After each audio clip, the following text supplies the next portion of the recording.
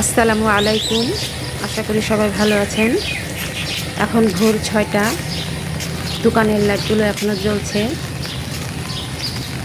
টিপটিপি বৃষ্টিও পড়ছে, রাস্তায় উন্নয়নের কাজ চলছে। কবে যে এই উন্নয়নের কাজ শেষ হবে কে জানে। আমার ছেলে রাজ্য বক্তব্যে পড়তে যাচ্ছে। সে প্রথমবারের মতো কোরআন শরীফ খতম দিয়েছে। তার কোরআন শরীফ পড়াতে অনেক আগ্রহ। আপনারা সবাই আমার ছেলের জন্য দোয়া করবেন,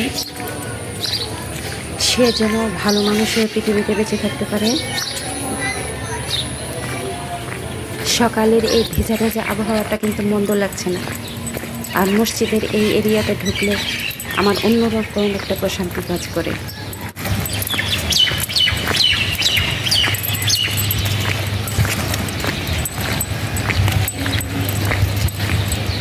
বাবা, ছাতা রেখে দাও,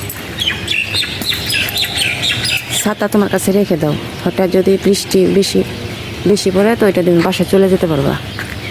টাইলস কিন্তু খুব পিছলা, আস্তে আস্তে যাও। গত 3 দিন থেকে কোনো রান্নার ভিডিও দিতে পারছি না। অনেক আশা নিয়ে এই প্ল্যাটফর্মে আসছিলাম আপনাদের সাথে থাকবো বলে, কিন্তু মানুষের সব আশা হয়তো পূরণ হয় না। অনেক সময় অনেক অনাকাঙ্ক্ষিত চাপের মুখে পড়তে হয়, যেটা কাটিয়ে উঠতে সময় লাগে। আশা করছি খুব তাড়াতাড়ি এই চাপ থেকে বেরিয়ে আসতে পারবো। সেজন্য আমি আপনাদের সাপোর্ট চাইছি। আপনারা যদি লাইক, কমেন্টস, সাবস্ক্রাইব করে আমার পাশে থাকেন, তাহলে আমার সামনে এগিয়ে যেতে সহজ হবে। ছেলেকে বক্তব্যে রেখে বাসায় আসলাম, আর মুষলধারে বৃষ্টি শুরু হলো।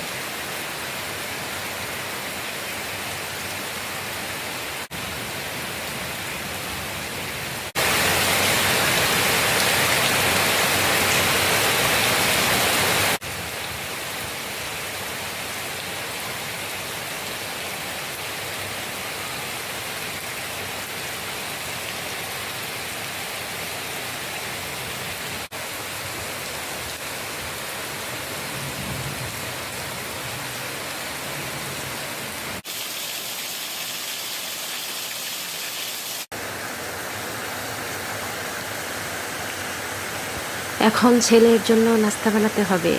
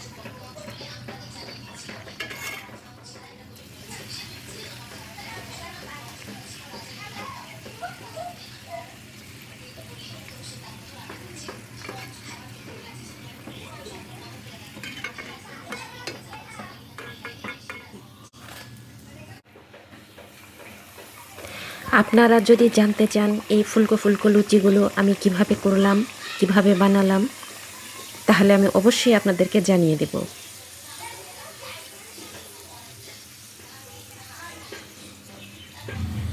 সংসারটা কোনো ছেলে খেলার জায়গা নয়।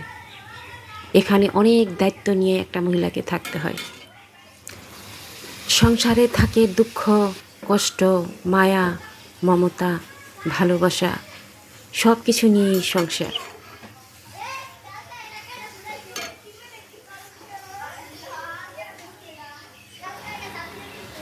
আমার লুচি ভাজা শেষ, এখন আমার ছেলে চলে আসবে।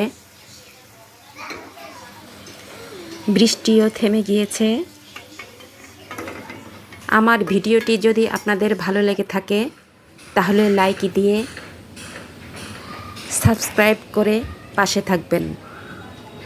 কমেন্টস করবেন। আপনাদের সবাইকে অনেক অনেক ধন্যবাদ।